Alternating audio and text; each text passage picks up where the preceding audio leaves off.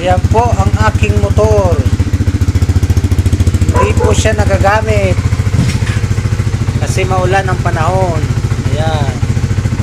Dahil po yan sa gulay.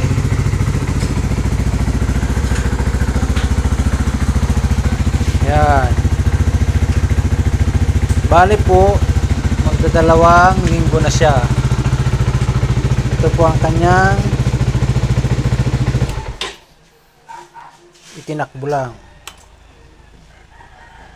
332. Ayan po. Break-in period pa. Kaso, maulan. Ayan po, maulan po ang panahon ngayon. Ayan po yung dati kong motor. Motor pa na ngayon.